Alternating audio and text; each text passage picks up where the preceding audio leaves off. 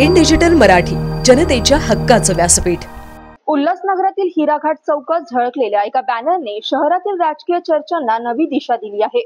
उपमुख्यमंत्री देवेंद्र फडणवीस यांना देवाभाऊ म्हणून गौरवलेले या बॅनरवर उपमुख्यमंत्री अजित पवारांचा फोटो गायब असल्याने उल्हासनगरात राजकीय घडामोडी तापल्या आहेत। स्थानिक नेत्यांच्या फोटोंना देखील स्थान न मिळाल्याने कोणीतरी खोडसाळपणा केल्याचा संशय व्यक्त केला जात आहे।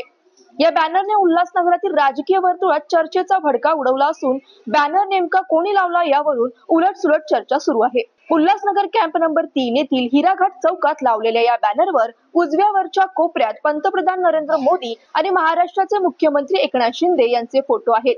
याशिवाय उपमुख्यमंत्री देवेंद्र फडणवीस यांचा फेटा घातलेला एक मोठा फोटो बॅनरच्या मध्यभागी ठळकपणे झळकतो आहे। देवेंद्र फडणवीस यांना देवाभाऊ अशी उपाधी देत बॅनरवर लाडक्या बहिणींना 1500 रुपये महिन्याला असे एक उल्लेखनीय वाक्य देखील आहे। मात्र या बॅनरवर महत्त्वाची बाब म्हणजे उपमुख्यमंत्री अजित पवारांचा फोटो गायब आहे, ज्यामुळे उल्हासनगरातील राजकीय वर्तुळात उलटसुलट चर्चा सुरू झाली आहे। बॅनरवर देवेंद्र फडणवीस आणि इतर नेत्यांचे फोटो असले तरी स्थानिक भाजप नेते प्रदीप रामचंदानी, आमदार कुमार ऐलानी आणि इतर प्रमुख स्थानिक नेत्यांचे फोटो डावले गेलेले आहेत।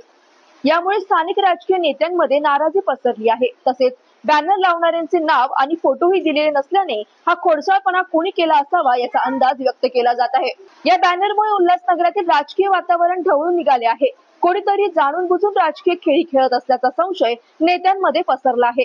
स्थानिक नेत्यांचे फोटो का डावलेले गेले, अजित पवारांचा फोटो का गायब आहे आणि नेमकं बॅनर कोणी लावला हे प्रश्न सध्या सर्वत्र उपस्थित होत आहेत। या सर्व घटनेचा तपास करून पुढील काही दिवसात राजकीय चित्र स्पष्ट होण्याची शक्यता आहे। उल्हासनगरातील राजकीय पलटवार या बॅनरच्या माध्यमातून नव्या चर्चेची भर पडली असून या घटनेचा राजकीय परिणाम कसा होतो हे पाहणे आता उत्सुकतेचे ठरणार आहे।